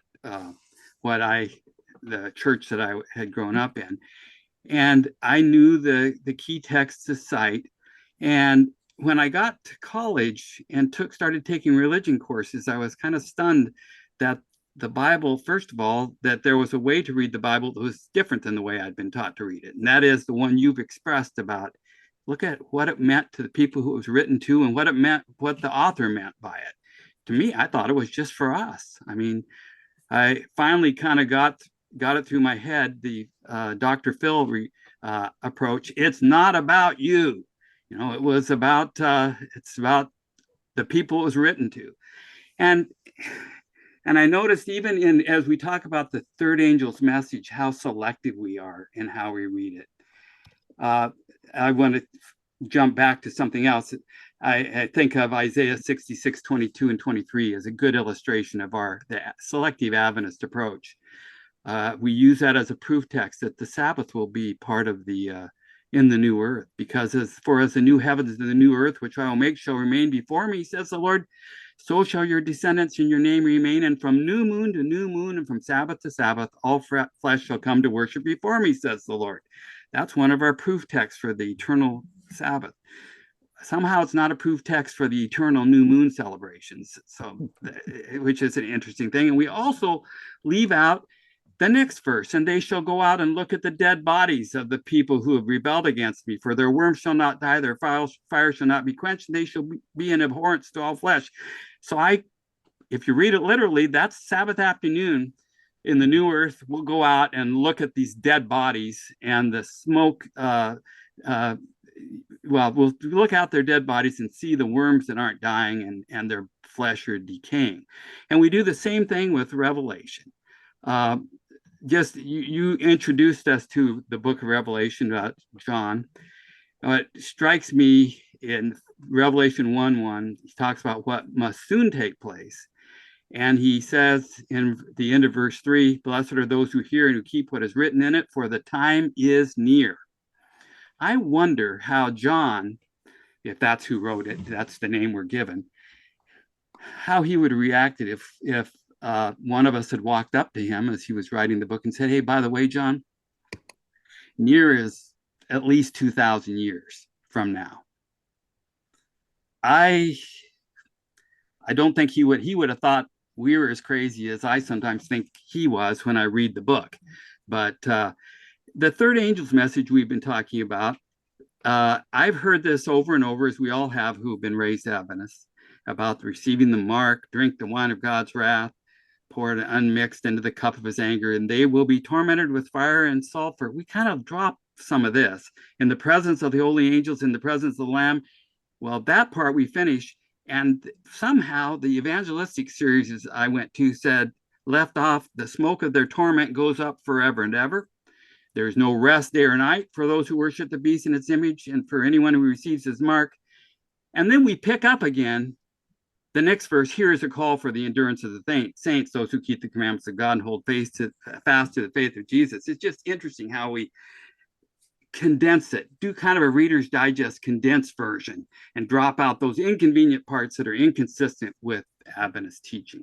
And it seems to me, and I'm not asking you to agree with this, but it seems to me that the church and the teachings with which I was raised had a fundamentally dishonest reading of the scriptures and was highly selective, and ignorant is a strong word, but I think it was that as well. I was taught an ignorant way of approaching the Bible. And we've talked about, there's been some talk here about unfulfilled prophecy. And it seems to me that that term is a dressed up way, a gussied up way of saying failed prophecy. So anyway, that's just more of a rant, and people who attend this seminar know that I'm prone to that.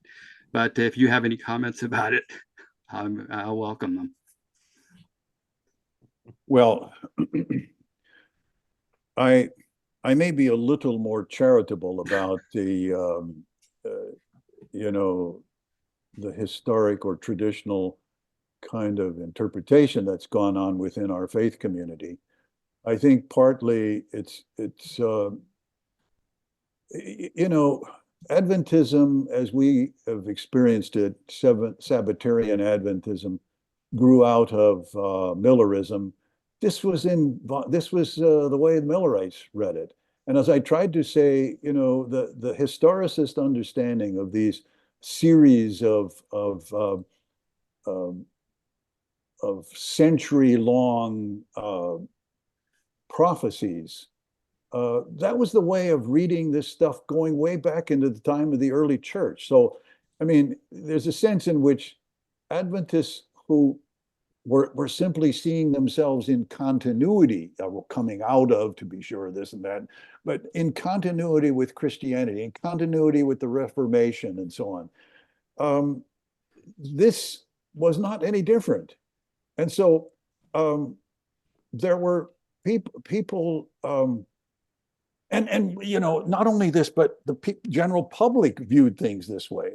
And so in an evangelistic setting, you could go out and speak this way, and people wouldn't mind that you'd stack up texts and pull out phrases from each one and create a scenario that did not have any relationship to any kind of biblical teaching. But that's how everybody viewed it. So I try to be charitable about this, but I also am insistent that for myself and any person who wants to look at the evidence of things, that it needs to be different. It's kind of discouraging, though, to see that that's still the same approach that the church uses all the time, and that Pastor Ted, as he likes to call himself or style himself, insists that we use. And I was writing, I appreciate your reference to my book on Veltman. And incidentally, just to put that in perspective, Veltman had a report after he examined 15 out of the 87 chapters of Desire of Ages. His report amounted to 2,561 pages. Now, I set out, first of all, to take out all of his data, tables and appendices and so forth. So the first thing I published was on internetarchive.org, a 300-page PDF of Veltman without the data. So we were able to get it down to 170,000 words. Ron Grable and John Butler and a few of my friends said, you need to do a further condensation. So that's how that project came about. So we came down with, about 60,000 words, taking the essential Veltman, and that included my own introduction and conclusion to it. So thank you for that. Yeah, I mean, so this is where we are. We have to recognize the reality of our history, but I think it's not too late for people to learn that it is possible to be a Seventh-day Adventist without reading scripture in historically Adventist ways. Now, you'll be a different kind of Seventh-day Adventist. Somebody else asked me about this, and I said, yeah, you may think about the environment, and you may think about all kinds of things that need to be related to our current situation, of course. But whatever faith journey you have, I think, should be one that is defensible to you, and that is defensible to people that you choose to talk to. And I don't know any other way than to focus on evidence and move forward on the basis of that kind of understanding. Thank you very much, Art. I'm going to now move on to Linda Nottingham. Thank you, Lauren. Warren, thank you for your presentation. I think it's been revelatory, certainly to me, and I suspect to others as well. I have one question. I'm a little embarrassed to ask it because I fear it will make me look simplistic or ignorant. No question is unimportant. But it's a bit tangential to what you've spoken about, although you did mention it. But I have taught adult Sabbath school class for a long time, and I recall it's probably in the somewhat distant past that we had a quarter on the 7 churches, of Revelation, and somehow it seemed, based on the study guide that we had, that it was not outrageous to correlate various periods in history in terms of characteristics and other kinds of things with those 7 churches that John or whomever wrote about. Is that just cut out of whole cloth, or is this possibly, and bear in mind, I don't really care what your answer is. And what I mean by that is that I don't have any vested interest in your answer. But I just wonder where all that came from and if there's any relevance to it whatsoever. Well, I can't reconstruct all of that. Of course, I don't know what people went through over the centuries to make those interpretations. But I think that my suspicion is that it kind of grew exponentially as time went along. That is, there was a sense of looking at series of things, 7 this, and 7 is very common in Revelation, as you well know.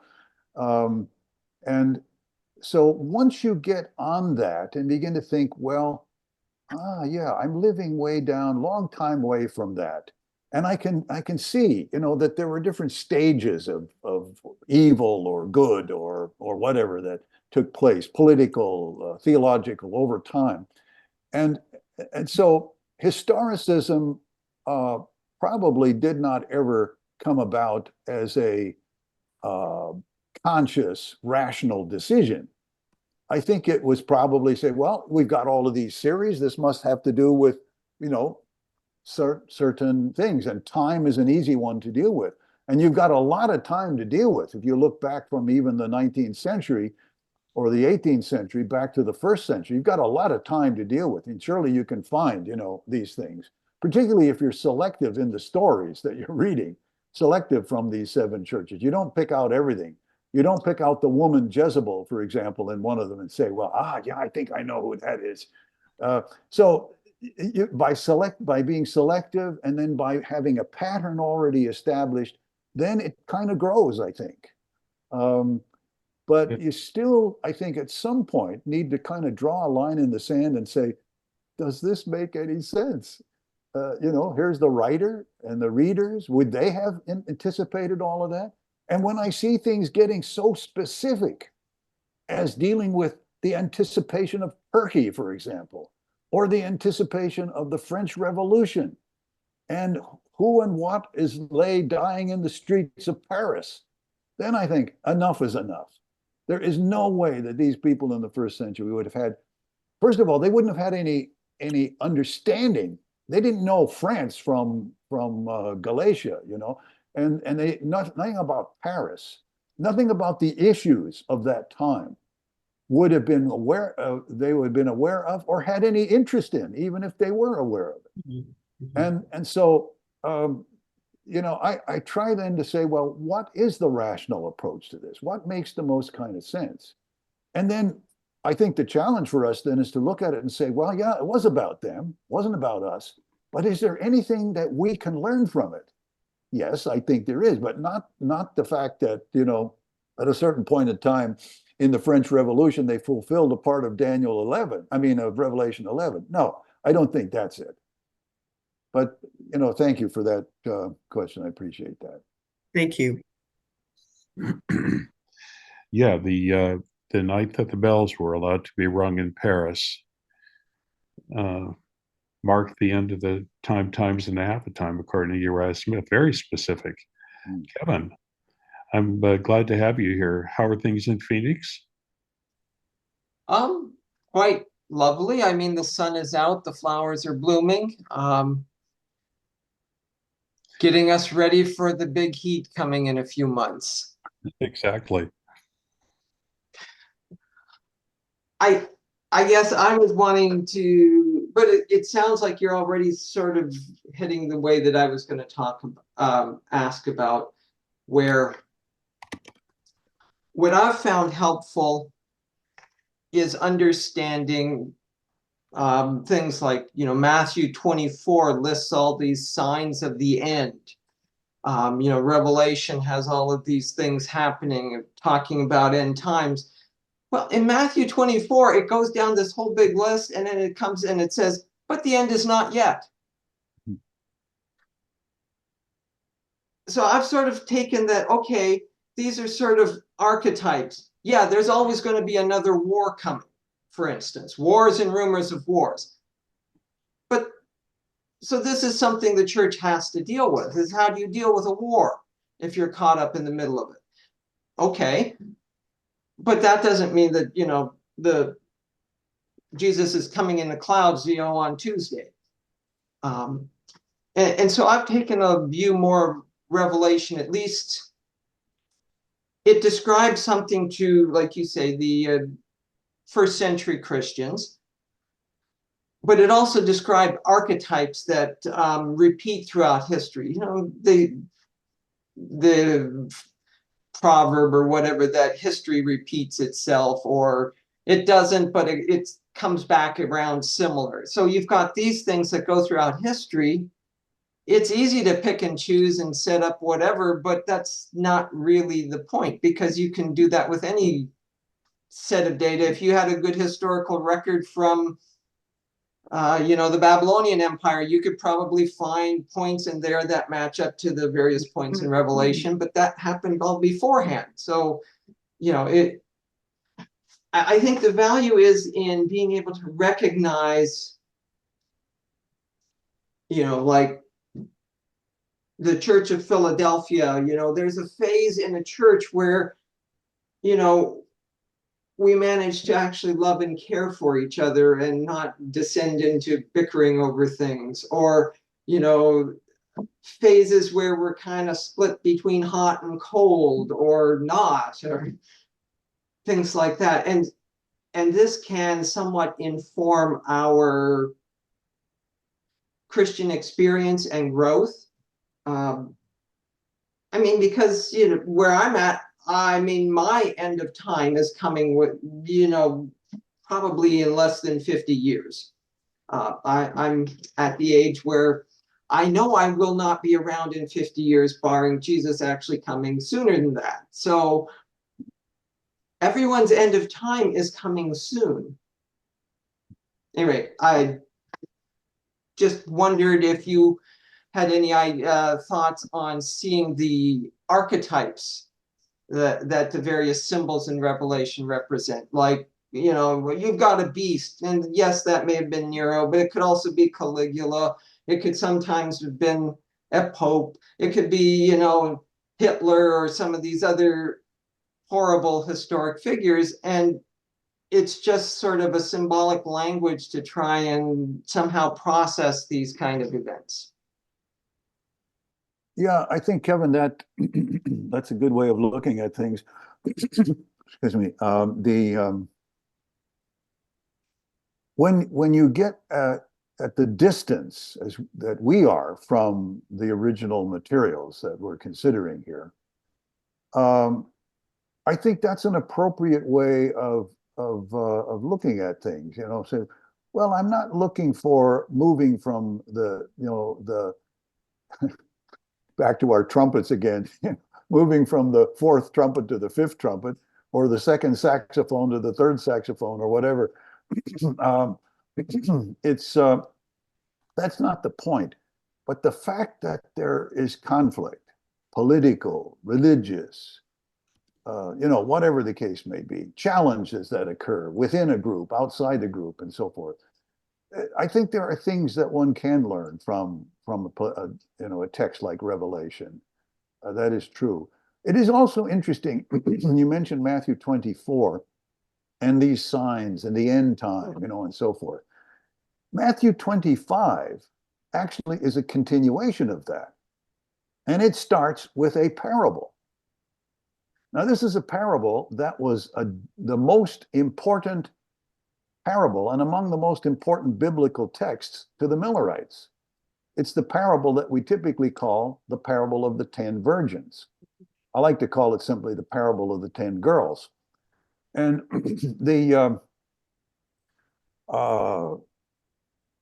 one of the presentations I mentioned to Lauren is that I have one on the 10 girls, and examining what it really means, because it has, the Millerites focused, as all Christians up to that time had, on a kind of allegorical interpretation, where the lamp means something, the wedding means something, the oil means something, the door means something, it's being open or shut means something, and so forth, all the way through there. The thing of it is, none of that means anything in the parable, because the parable, like many parables, has its own interpretation in the last verse, which simply says, so therefore be ready, because you don't know when it's going to happen. That's the point of the parable. And the Millerites didn't understand that. And early Seventh-day Adventists didn't understand that. And Ellen White didn't understand that when she wrote the Christ Object Lessons. The parable is not a mystery, and it is not about the identification of oil. In fact, even Ellen wasn't consistent on interpreting the oil. And that I always like to look at, because the oil is not the thing. It's the readiness that the writer is trying to convey. And I think when you look at the reason that the flood is brought up in Mark 13 and Matthew 24 and Luke 21 is because it says life was going on in an ordinary way. And the flood came and they didn't expect it. It came at a time when they weren't expecting it, because they were doing what? Marrying, giving in marriage, eating and drinking. And we've sometimes read that and saying, what horrible people, marrying and giving in marriage and eating and drinking. No, what ordinary people. This is the way life went on. They were doing the normal stuff of life. And the flood came, according to that story, at a point when they didn't recognize it. That's the ultimate point of the little apocalypse in the Gospels. That's very good. By the way, before we go on, I want to let you know we're coming to the end here, and we're actually running a little long. But I want to get in all the questions before we go. But let me remind you again, please, if you want to get the magazine, the paper magazine, this is a special deal for all of you in my class. Just write in send me a private message in the chat. Give me both your mail address and your email address, because I need to. Can't you just put it online? I need to get both of them. Magazine we read, isn't that part of it?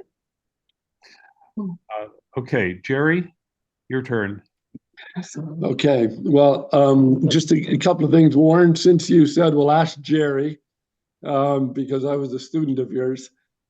First, I'm going to tell a tale out of school, and I don't know if just to illustrate to the audience what a rebel he actually is. at Canadian Union College, the Great White North, as he addressed it. They were trying to upgrade the ministerial training program and wanted the professors to model, for future pastors. And so they were asked to wear shirt and ties to class as professors. And so on the Monday after that, if my memory serves me right, Warren did show up with a shirt and tie, but it was a white T-shirt with a black tie drawn on it with magic marker.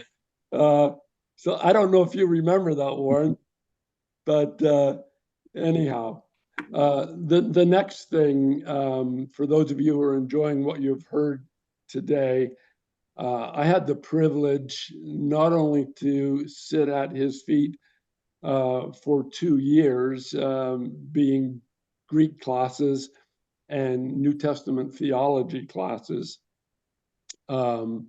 before I graduated. And Warren said, well, ask Jerry if I, changed in theology or what. I mean, and you said you grew over time. We all grew. But one of the things I appreciated, Warren, about you, many things I appreciated about you, is you taught us by not teaching us certain things, but you taught us the languages, you taught us context, and then for me, it was the New Testament theology. And so you tried to help us to think for ourselves. Just from what it's worth, I still use the Greek quite regularly in research or when I get to preach, although I've been retired for 9 years now. But for the group, and I don't know if I shared this with you, but when I was a young pastor back in the late 70s and early 80s, one of the series of books I read was all 4 volumes of The Prophetic Faith of Our Fathers by Leroy Froom. Now that's about 2,400 pages. But and it's looking at the history of prophecy and how the prophecies were interpreted from the early centuries of the Christian church by the various scholars. And one of the things I came away from that with in the early 80s, was that nobody got it right. Because no one really understood, because they interpreted it, applying it to their own days, most of the time, although there were those preterists and futurists, as Leroy Froom shared. But that was a really important lesson for me when it came to prophecy back in those days even. I joined the church in 1972 and then retired in 2015. As I watched the evangelists over the years in the church, and I won't name any names, but you know them, they're very highly respected, some still preaching, even though they're well past retirement age. I watched how when they're using current events as signs of the soon second coming of Jesus, how those signs had to change over the years, which brought me to another conclusion, that using current events of signs of the soon second coming of Jesus, 100% of our evangelists have been wrong 100% of the time for the last 170 years. And Ed Rushnider, just to answer one of your questions, post-seminary, I had 3 years of ministry before I went back to school. So post-seminary, which was 85, I graduated from seminary. I never held an evangelistic crusade.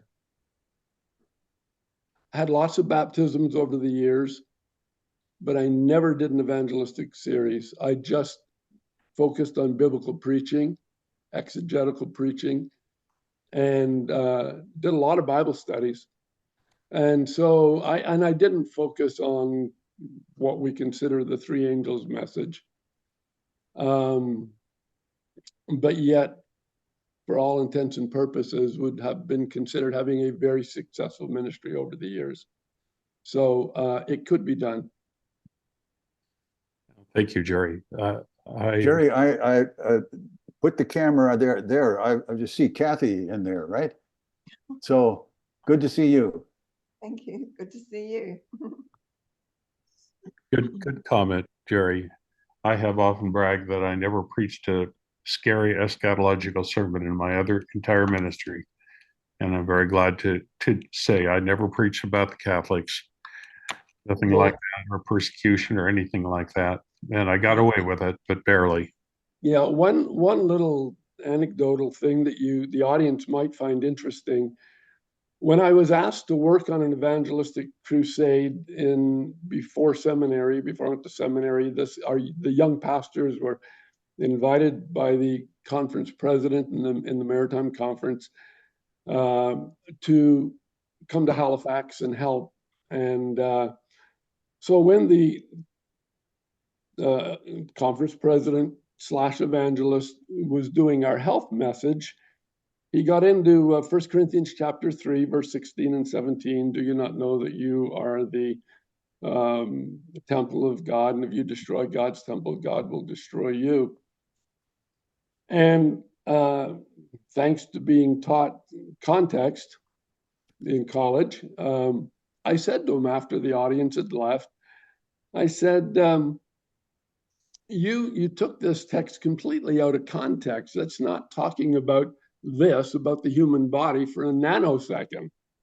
It's talking about the church and the arguments going on between the followers of Paul and the followers of Apollos. Now it's ripping the church apart. I said, so you took that completely out of context. And he motioned with his head towards where the audience was. And he said, well, they didn't know that. And I thought to myself, well, either you didn't either, or, you did something very unethical. But as a young pastor, did not breed a lot of confidence in some evangelist exegesis. What a great story. I had a similar one where I pointed out that it doesn't mean that, and the evangelist said, yes, but it works so well. And yeah, thank you. And I was writing a series of 23 articles for a forthcoming Bible dictionary that the Biblical Research Institute of the GC is going to publish one of these days, if time lasts long enough, I suppose. And I was giving, I was writing on a little piece, and I felt I needed to be absolutely clear that the synoptic gospels don't read all the same when approaching this particular issue. I didn't make a big deal out of it. I just simply said, well, here you have the account in Mark, and Luke follows it pretty closely, but Matthew's account is extremely different. Well, I got back from an unknown referee of that article a statement that said, we should not be telling our people, which is an interesting expression. We should not be telling our people that there are differences in the Gospels. And I'm saying to myself, if there are differences in the Gospels, we should be telling our people, or any people, that, and that whole thing should be used towards our construction of a doctrine of inspiration that's big enough to include that. Exactly. Ed, you have the final word. Okay, thank you for the very good presentation that you made today. I grew up in a Lutheran church, and the attitude that was amongst our church members and also among kids who we went to a public school, but not far away was a Catholic school, and people used to make fun of them and all this sort of thing. But back then, the Catholic Church was viewed as a very sort of evil, by Lutherans anyways, a very evil entity, if you like. And so there were some references earlier in questions asked about, can there be other interpretations of the first angel's message? And I remember when I grew up in the church, the Lutheran church, that there were comments made that the first angel's message, the everlasting gospel, referred to the Lutheran Martin Luther and also the Reformation, where faith was such an important aspect. And of course, that grew into the foundations of some of the teachings of the Seventh-day Adventist Church. And a previous Kevin Seidel, I think, mentioned it, that some of these prophecies, like Art read in Revelation 1:3, where it mentions prophecy, the importance of the time is near or whatever. But some of it, like the first, I would suggest that the first angel's message, and even maybe the second or third, could be made use of throughout history in different ways, not just in our current last 150 odd years. And I just wondered what you thought of that. Well, sure. I think that, ultimately, and I don't want to overstate this necessarily, but ultimately readers determine the meaning of a text. Hopefully readers are, have the tools to do that. But if they think the meaning of the text is such and such, they may be an evangelist or somebody else. They may be open enough to say, well, the people didn't notice this or something. Many of them will not. I mean, that's simply how they understand it. But I think reader response to a text is important. But if there's to be any kind of objective refereeing of all of this, it has to be this has to be measured against something. And for me, it's really very simple. When you look at the text, what does it appear that the writer had in mind? And secondly, what is the reader expected to know from this? Now, it's probably at the end of the day not quite that simple, but that's where I always start with things. And not everything in modernist critical scholarship is necessarily useful because it changes from time to time. But I think that there is a tendency throughout all of that to be open to evidence, and a combination of evidence and some experience, within the community that produced this, that is the community of faith within the church. So having an essential belief system, but also having an open mind to evaluate evidence. I happen to think that the image of God in humans is primarily that of thinking and rationality. We tend to think of being in the image of God because we have a nose or two ears, maybe. But the only thing about God that is known in Genesis 1, which is quite a statement about God's involvement in what is pictured as creation there. The only thing when it comes to say mankind was made in God's image, when you come to the sixth day, what have you learned about God in the first 5 or 6 days? You learn that God is creative. And I think the image of God in humans is essentially creativity. We need to use that and rationality in which to deal with these kinds of things. That's a God-given gift. And the more rational we can be, the more likely we're going to be able to be convincing if we try to share this with somebody else. So I'm really quite awed today. I see that there was like over 100 people here. And I appreciate your willing to listen and converse about all this. And that you will go out and think about this yourselves and say, well, how can I be more rational in approaching the biblical text? What can I discover? It doesn't necessarily mean you need to learn Greek and Hebrew, although that can be very helpful. Jerry, I appreciate that you're still using some of this stuff. That can be very helpful, but it is not necessary. On the other hand, the thing that you must do, I think, is pay attention to context. And everybody can do that. You can do that with a good Bible in English or in French or whatever is your language. You can even do it most of the time with the King James Version, written in 16th century Elizabethan language or 17th century Elizabethan language.